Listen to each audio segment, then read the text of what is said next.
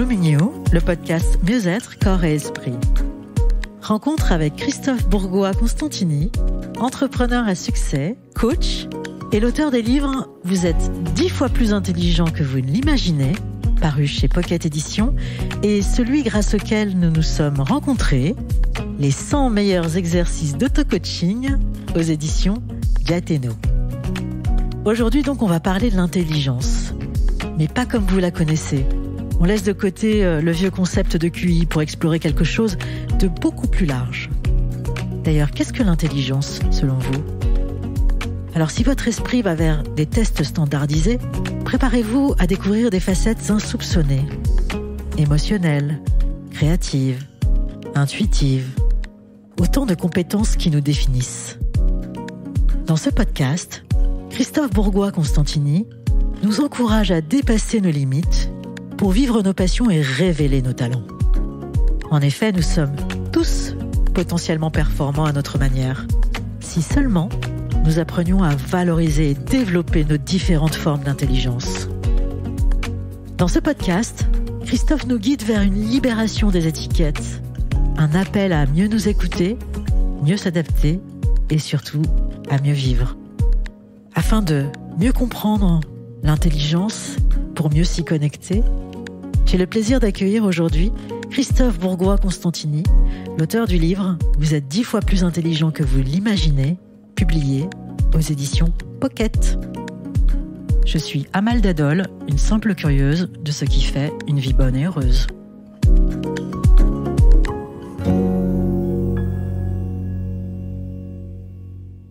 Christophe Bourgois-Constantini, bonjour. Bonjour Amal. Alors que l'intelligence a pendant longtemps été réduite au QI, dont tout le monde connaît les limites, comment pouvons-nous redéfinir l'intelligence au-delà du simple quotient intellectuel ?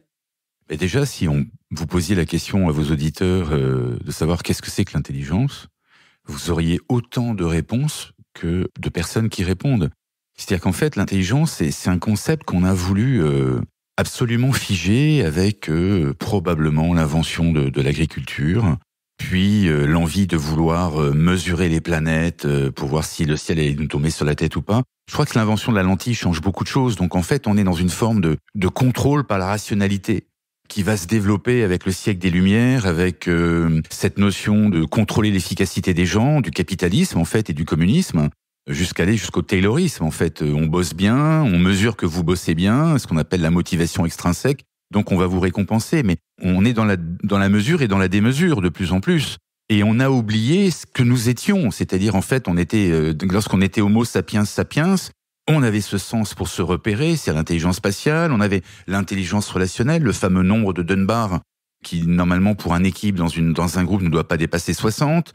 On avait l'intelligence du temps, on avait l'intelligence de la nature, de la cueillette, on avait l'intelligence kinesthésique, puisqu'on savait se mouvoir. On avait tout un tas de choses, mais qu'on a perdu progressivement, mais qui restent très heureusement au fond de nous. Alors, comment renouer avec ces formes d'intelligence ? Puisque vous parliez de l'intelligence kinesthésique, spatiale. Dans votre livre, vous parlez aussi de l'intelligence spirituelle. Vous trouvez ça passionnant, puisque c'est existentielle et spirituelle. Ouais. Parce que cette forme d'intelligence, j'en avais jamais entendu parler.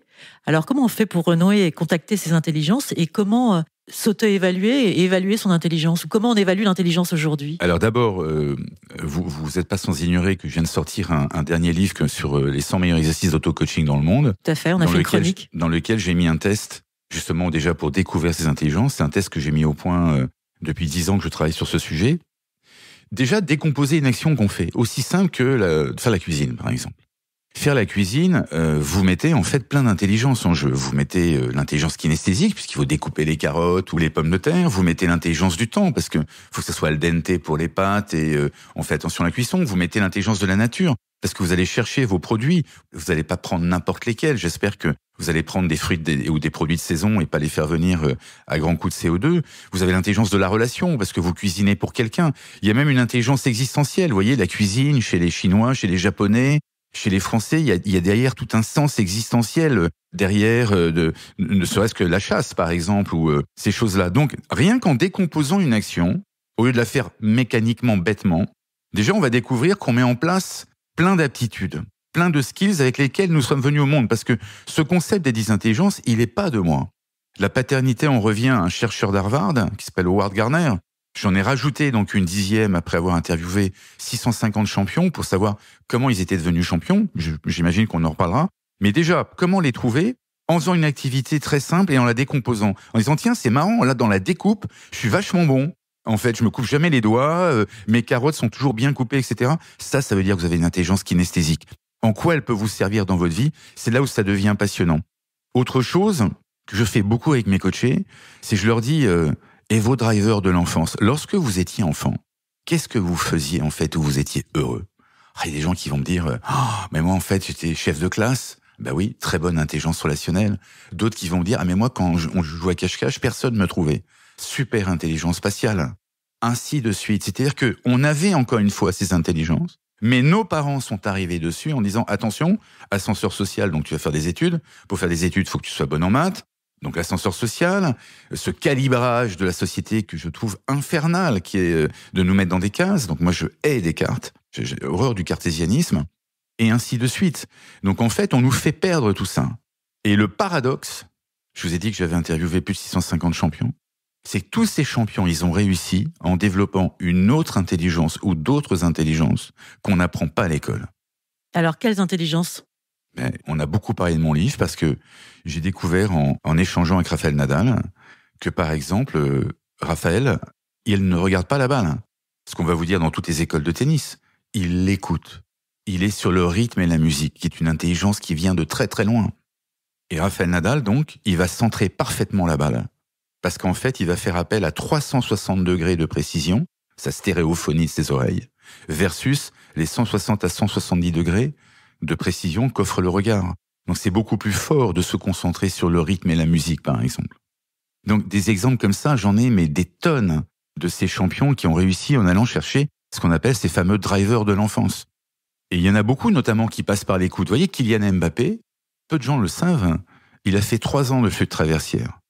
Moi, je peux vous garantir que pour la frappe de sa balle, pour la coordination, pour la musicalité de son geste, voire son entente avec les autres, il est jamais hors jeu, Kylian. Parce qu'il sent au moment où l'autre va frapper la balle, il y a le son qui lui parvient en fait à l'oreille. Et ça, il l'a travaillé. Et il s'en rend pas compte dans son activité au quotidien que ça lui sert. Mais bien sûr que ça lui sert. Donc tout ce qu'on a accumulé dans notre enfance, qu'on avait trouvé de par nous-mêmes, c'était nos trésors en fait. Il faut aller les rechercher. Quels sont les effets de valoriser différentes formes d'intelligence dans notre vie de tous les jours et au travail? Bien, ça donne une adaptation, une adaptabilité incroyable. Ça renforce d'abord le lâcher-prise.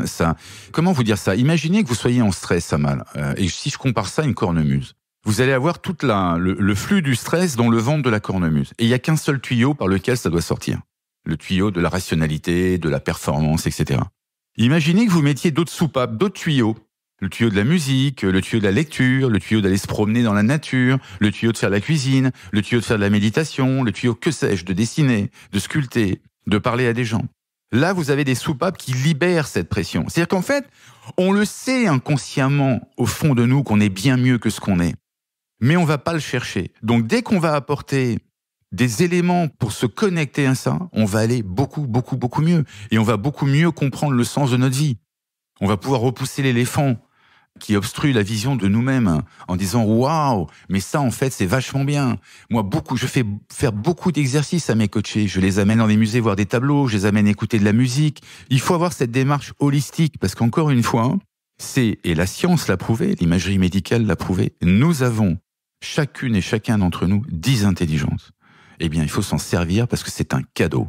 Vous pourriez citer ces 10 intelligences? Alors, vous avez la première intelligence, celle qui un peu nous emmerde, mais quand même importante, qui est l'intelligence, donc la logique et les mathématiques. Vous avez l'intelligence kinesthésique, celle du corps, là où sont logées les émotions. Vous avez l'intelligence du verbe et du langage. Vous voyez, moi j'ai écrit 8 livres, alors j'ai eu 4 en français au bac et 6 en philo, donc il n'y a pas d'âge pour aller la développer. Encore une fois, ces intelligences, il n'y a pas d'âge pour les développer. Vous avez l'intelligence du rythme et de la musique. Vous avez l'intelligence de vous-même, l'intrapersonnel, ou qui suis-je. Vous avez l'intelligence relationnelle. Vous avez l'intelligence existentielle, vous avez l'intelligence de la nature, vous avez l'intelligence du temps, et vous avez, j'en oublie une, l'intelligence spatiale, visuelle spatiale. Voilà. Vous avez ces 10 intelligences. Et en fait, c'est très simple d'aller les chercher. Et quand on les a, par contre, il faut les cultiver. Alors, on a tous ces 10 intelligences en nous, quelle que soit effectivement la personne, la personnalité, tout le monde. Par naissance et par héritage génétique. Après, c'est l'environnement qui va faire que vous allez plus ou moins les développer. Vous voyez, un père qui veut que son fils soit absolument pas fragile, machin, va peut-être lui interdire de faire de la musique. Alors que la musique, encore une fois, comme je vous l'ai démontré pour Rafael Nadal ou pour Kylian Mbappé, c'est essentiel pour une activité. En fait, quand on fait une activité, c'est pas l'activité qu'on fait. On l'a pas apprise à l'école, en fait. Que vous ayez fait HEC, comme c'est mon cas, ou d'autres. C'est pas ça qui est important. L'important, c'est de pouvoir amener des skills pour réfléchir à des solutions, pour trouver des opportunités, pour réagir par rapport à une contrainte. C'est cette souplesse-là du cerveau, cette plasticité-là du cerveau qui est essentielle. Si on ne raisonne qu'avec un seul prisme du chiffre, de la logique, ça ne fonctionne pas. Alors, comment travailler ou jouer sur cette plasticité cérébrale ? Justement, quand on est... En plus, votre dernier livre, c'est sur l'auto-coaching. Donc, comment on fait pour soi-même se rendre plus agile ? Eh bien, faire des petits exercices très simples, comme justement ceux que j'ai cités dans mon livre. Déjà, de faire ce fameux test, pour mesurer quelles sont ses intelligences. Vous l'avez également en ligne sur mon site. Et puis après, par des petits exercices, vous voyez, par exemple, la voix, qui est la kinesthésie même, ben, ça se pose une voix, ça se travaille. Moi, je sais que j'avais une jolie voix naturelle, ça m'a pas empêché d'aller faire 6 mois de théâtre au cours Florent. Sous quel astre, bon Dieu, faut-il que je sois né pour être de fâcheux, toujours assassiné. Vous voyez, attaquer les mots, etc. Mais ça veut dire que ça va chercher le souffle dans les poumons, jusqu'au contrut, jusqu'à l'utérus, jusqu'à la membrane pelvienne. Et c'est là qu'on se sent bien. Donc, des exercices de respiration, par exemple, pour la kinesthésie. Pour se repérer, moi j'ai un exercice tout simple. Les gens, regardez-les dans la rue, Amal. Ils marchent toujours avec la tête en bas ou avec des écouteurs coupés du monde. Moi, je vais faire un exercice très simple. Vous faites un premier tour du pâté de maison en regardant à l'horizontale. Vous croisez le regard des gens. Puis vous faites un deuxième tour du pâté de maison en regardant en l'air. Moi, Paris, ça fait 28 ans que j'y vis. Je découvre toujours des choses nouvelles dans mon quartier et ailleurs. Des choses magnifiques. De l'architecture, des détails, des choses comme ça. Il y a plein d'exercices simples, plein de bon sens pour pouvoir développer ces intelligences, en fait.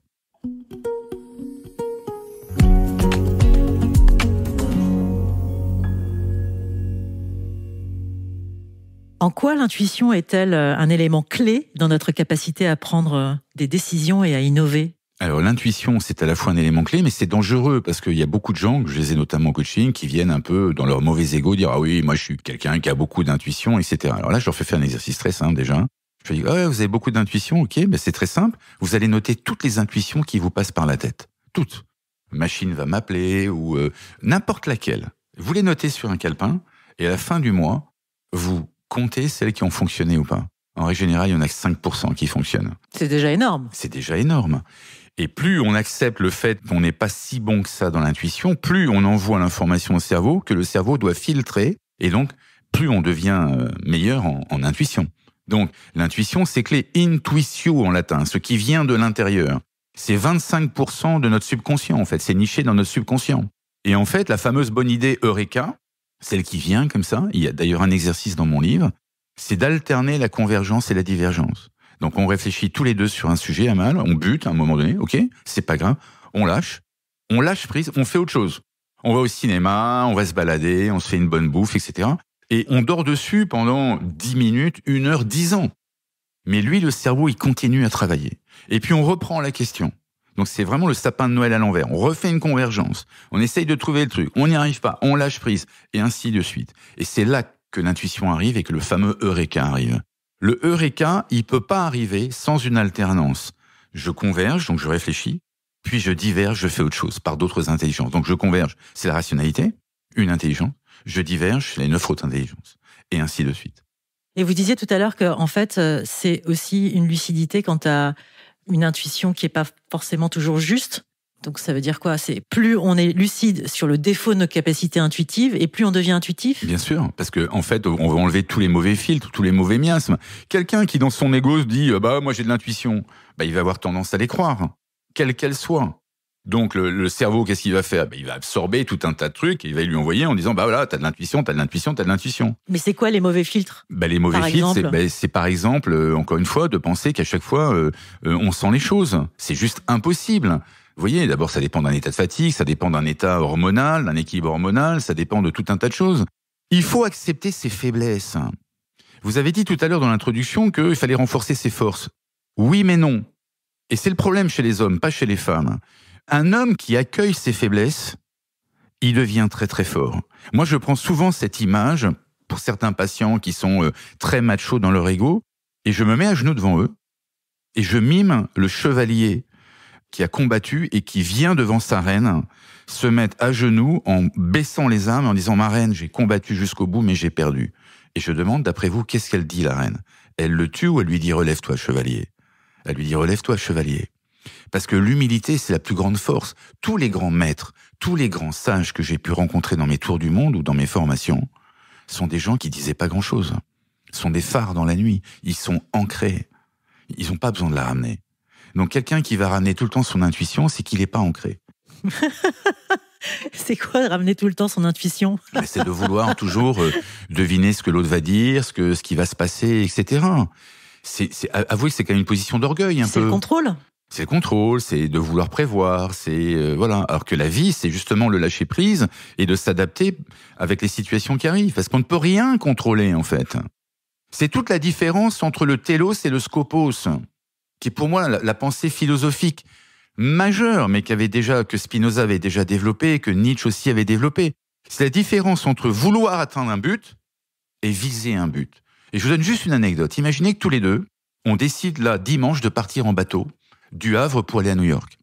Nous visons tous les deux, Amal, d'aller à New York. Et puis, nous avons mis des vivres, on a pris des habits chauds, etc. On a tout ce qu'il faut pour survivre et on met le cap sur New York.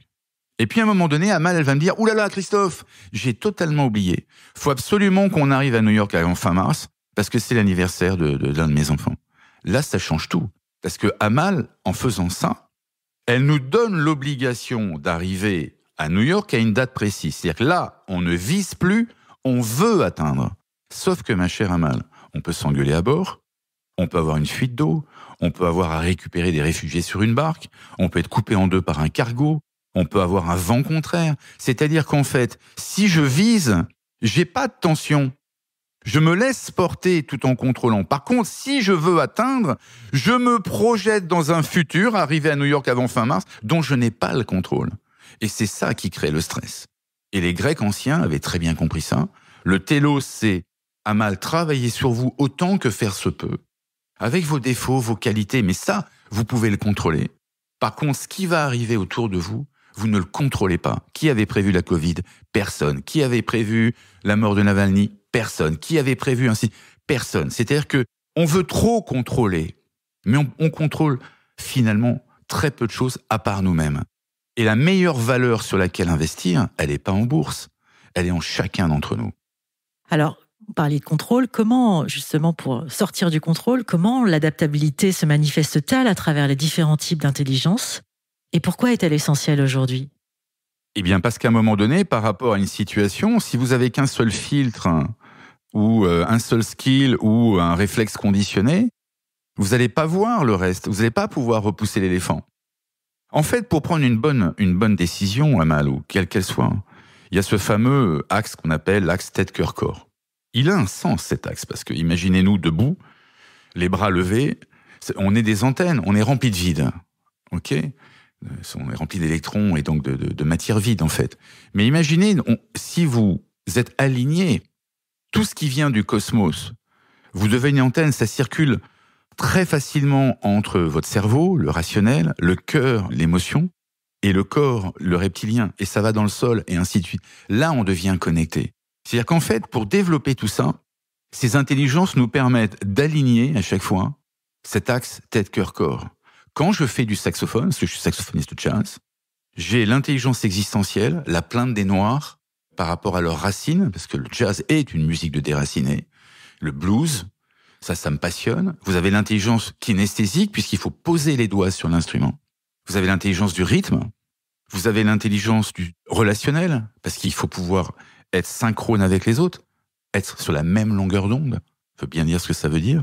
Vous avez l'intelligence de vous-même que vous travaillez par rapport à ça. Donc, vous voyez, sur juste un acte musical comme ça, vous alignez, vous faites travailler le cerveau mental, vous faites travailler le cerveau du cœur, vous faites travailler le cerveau de l'instinct. Et c'est ça qui est passionnant. Et c'est ça qu'il faut chercher en toute situation. Et c'est pas si difficile que ça. C'est pour ça que j'ai voulu sortir ce livre sur ces exercices. Parce que je me suis rendu compte avec mes coachés, depuis 10 ans que je coach, qu'en fait, en appliquant des recettes très simples, ça marche. J'ai rien contre les psys, tout ça, mais si vous voulez, la psychiatrie, ça a été inventé à la guerre de 14. Je ne critiquerai jamais les psychiatres. Mais il y a un moment donné, si vous voulez, ça peut devenir souple et fun, le travail personnel. C'est pas que des prises de tête. Ce qui s'est passé, c'est passé. Voilà. On peut pas en vouloir aux parents, on peut pas en vouloir. Ils étaient pas en conscience. Maintenant, ce que nous affrontons chacune et chacun d'entre nous dans le présent, ça devient passionnant parce qu'on peut avoir des clés simples. Parce que le cerveau, c'est une machine très simple. Vous lui dites, comme on a dit à Amal, lève ton coude à table, lève ton coude à table. Qu'est-ce qu'elle a fini par faire, Amal, à lever son coude à table? Eh bien, le cerveau, c'est exactement ça dans le développement personnel. Moi, j'ai fait une dépression il y a 28 ans qui m'a amené sur ce chemin magnifique du développement personnel. Et la psy que j'avais vue à l'époque, vous voyez, comme quoi j'ai travaillé avec une femme formidable, dont je me suis beaucoup inspiré, elle m'avait dit, tous les jours, vous allez vous faire des bisous devant le miroir. Vous allez vous dire que vous êtes un mec bien. Eh bien, tous les soirs avant de me coucher, j'étais Prozac, Xanax, hein, je me regardais, je me dis, Christophe, t'es un mec bien, t'es un mec bien, t'es un mec bien. Et elle m'avait dit, vous allez noter tous les jours tous ces petits signes de bienveillance qu'on fait à votre endroit, quand vous allez acheter une baguette, le sourire de la vendeuse, quand vous êtes dans un taxi, quand vous rencontrez quelqu'un. Je notais tout ça dans un cahier. Allez, il m'a fallu moins d'1 an pour reprendre confiance en moi. Le cerveau, c'est une machine formidable.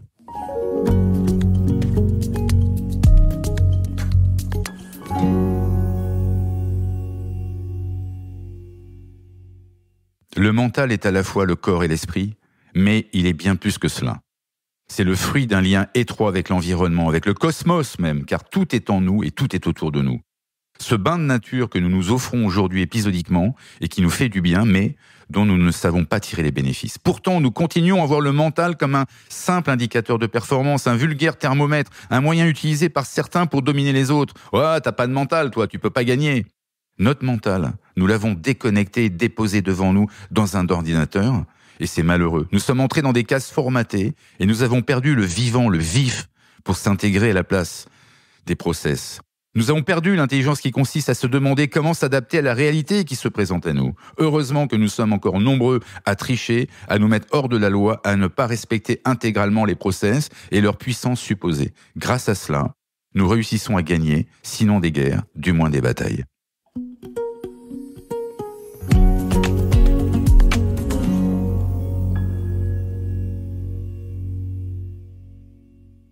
Alors Christophe, vous venez de nous offrir la lecture d'un passage extrait de votre livre. Pourquoi avoir choisi cet extrait?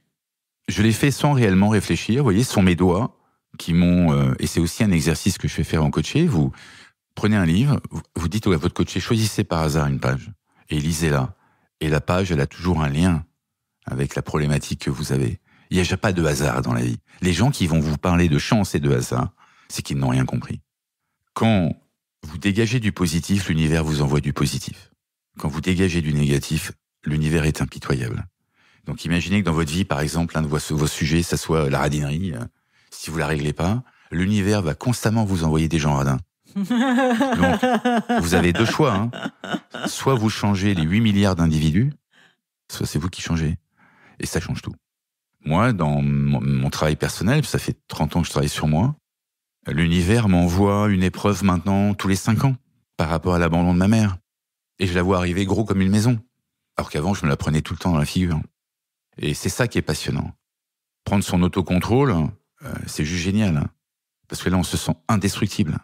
Et j'irai même plus loin, parce que j'ai 63 ans, même je suis en très bonne santé, parce que vous parlez d'existentialité. Moi, j'ai pas peur de mourir, parce que j'ai tellement donné des coups de burin depuis une enfance compliquée. J'ai tellement compris de choses. Oh, j'ai pas tout compris, hein. Il me reste encore beaucoup de travail. Mais que déjà, à ma mort, la personne qui va hériter de mon âme, il y aura déjà eu un sacré boulot, quoi. Vous voyez, et ça donne une joie existentielle, un côté paisible, un côté qui n'a pas de prix.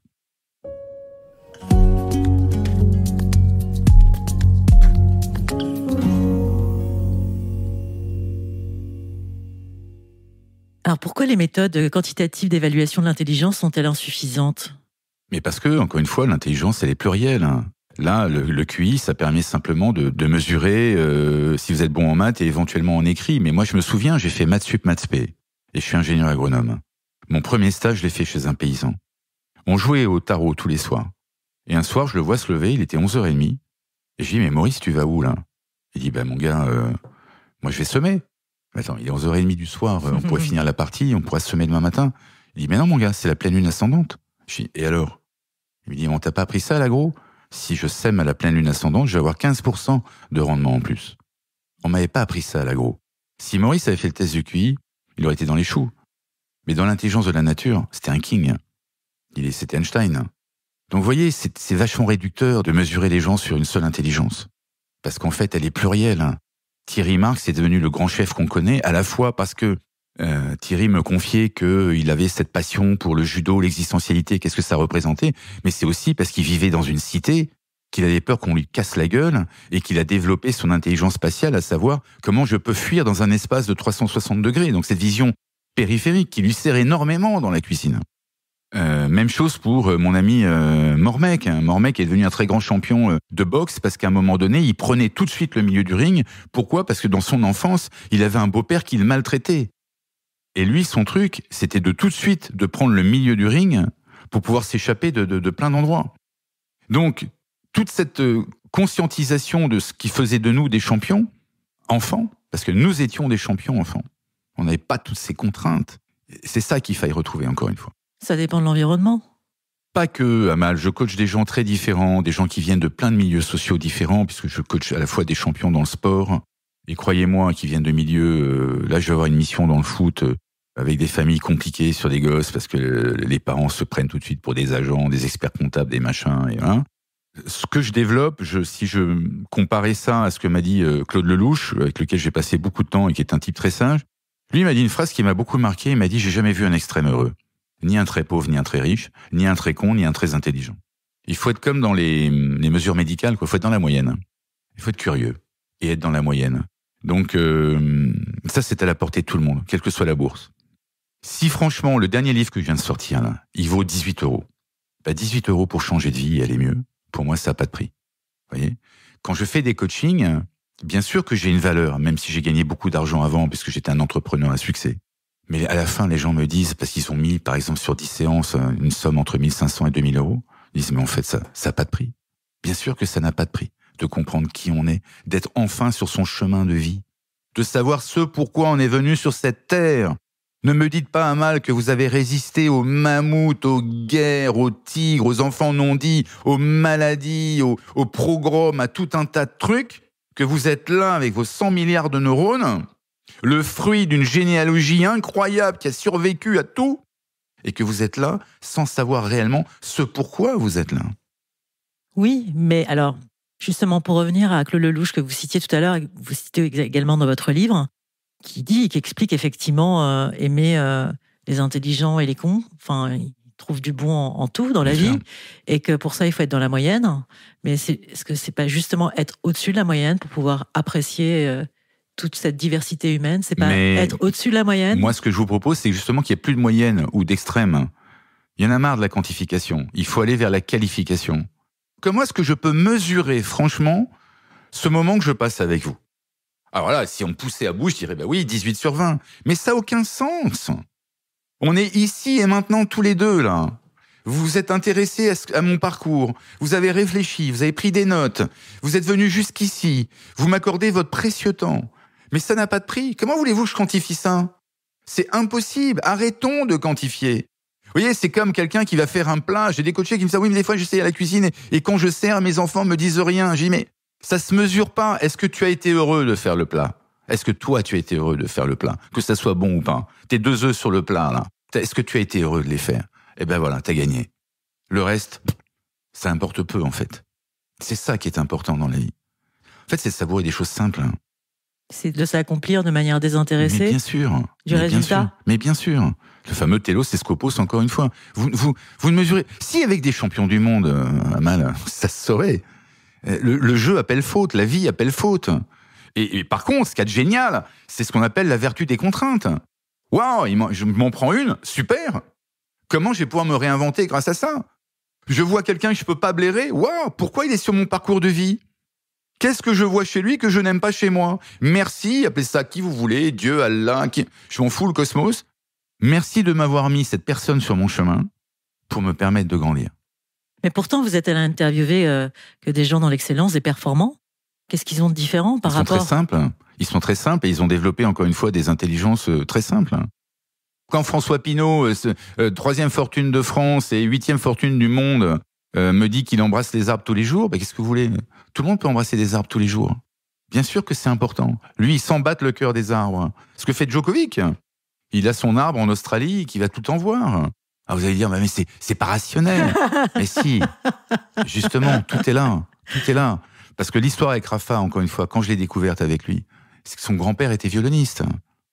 Et on a toutes et tous, quelque part, un ancêtre qui faisait de la musique.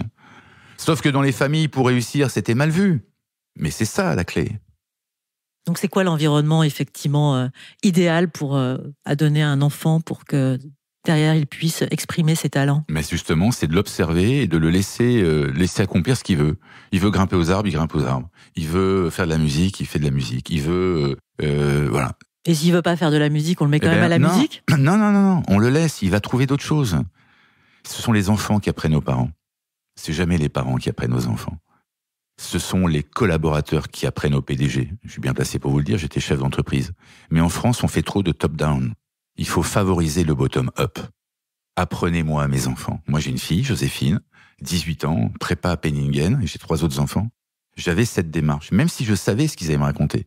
Moi, je dis, Joséphine, qu'est-ce que tu as appris aujourd'hui ? Raconte-moi, qu'est-ce que tu peux m'apprendre ? C'est ça où on donne confiance aux gens. C'est pas en faisant l'inverse.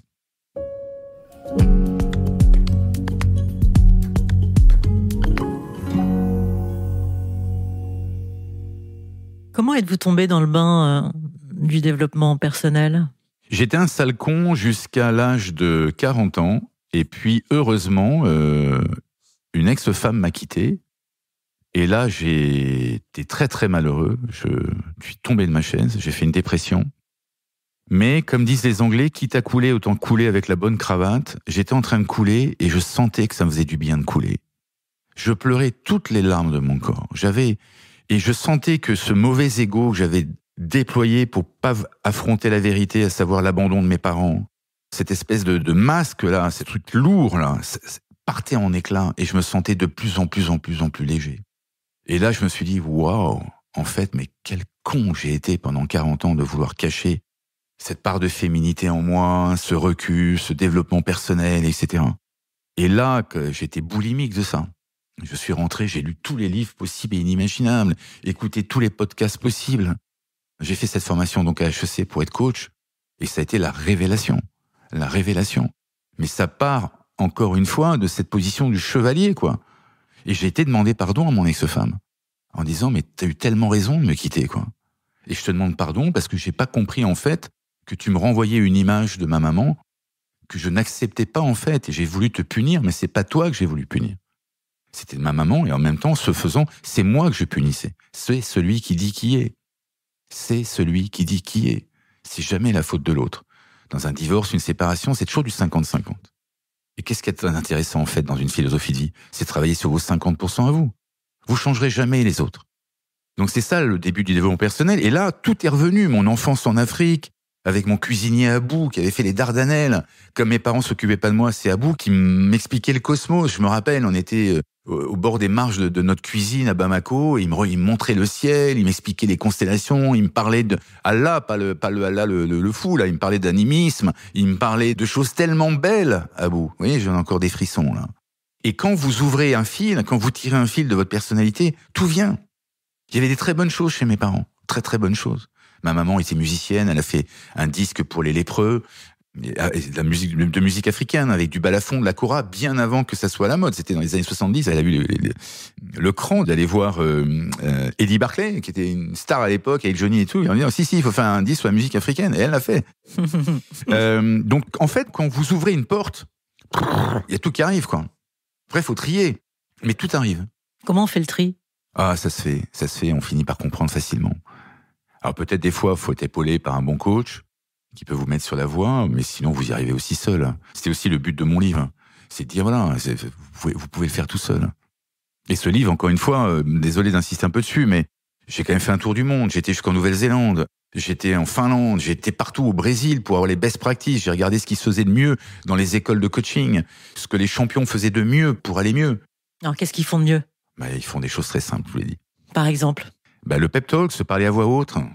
comme fait Djokovic par exemple, ou comme Mark Wahlberg qui tous les matins avant de partir se souhaite une belle journée devant un miroir, et ainsi de suite. J'en ai écrit plein, des choses très simples, très simples. Alors, quelles sont les rencontres ou les livres qui ont changé votre vie ou fait évoluer votre pratique? Ma première rencontre, c'est quand je suis en dépression, je sors de cette maison où vous êtes, et là je suis vraiment pas bien, et j'entends une voix derrière moi efféminée, d'un homme efféminé, qui me dit « Monsieur, vous allez tomber ». Je me retourne, je vois ce mec un peu efféminé, mon premier réflexe c'est de lui foutre une baffe, et il me dit « Voici ma carte, je suis un ostéopathe spécialisé dans la mémoire des tissus. Venez me voir ». Je garde sa carte dans une poche. Je vous dis, je suis totalement à l'ouest à l'époque, parce que le mélange Prozac, Xanax, Lexomil, croyez-moi, c'était pas le meilleur. Finalement, je me décide d'aller le voir. Et la première séance qu'il me fait, il me touche le crâne, il me touche les pieds. Et je sens chez moi que ça bouge, quoi. Au niveau de mes intestins, de mes énergies, je sens que... Et lui, il est concentré là-dessus et il me dit, qu'est-ce qui vous est arrivé à l'âge de 13 ans? Et moi, je réponds, rien. Rien.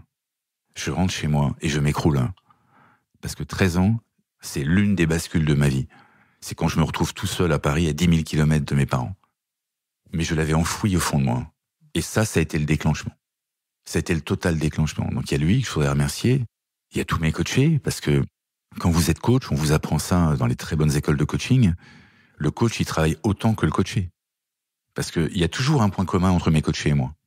Donc il y a tous mes coachés qui me font grandir, et puis il y a mes enfants qui me bousculent. Dans le bon sens du terme, et cette vie est magnifique à vivre, quoi. Puis il y a des sources d'inspiration. Je suis très Spinoza, très Nietzsche. Il y a des grands écrits. Frédéric Lenoir, que j'aime beaucoup parce qu'il vulgarise.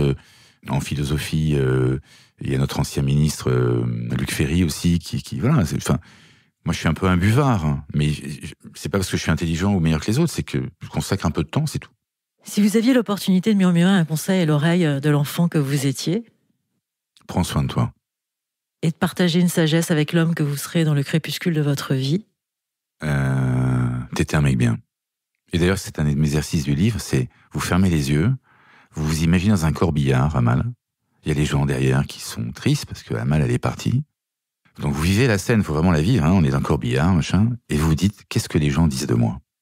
Première question. Deuxième question, qu'est-ce que j'aimerais que les gens disent de moi? Et le truc, c'est, j'aimerais bien qu'ils disent que Amal, c'était quelqu'un de bien. Moi, je serais triste de me voir partir. J'en ai les larmes aux yeux.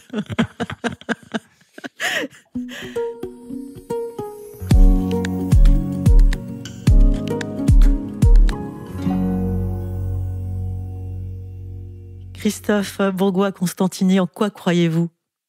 D'abord, je crois en moi, puisque pour chacun d'entre nous, la personne la plus importante, c'est nous-mêmes. Et moi, je suis très optimiste sur la vie.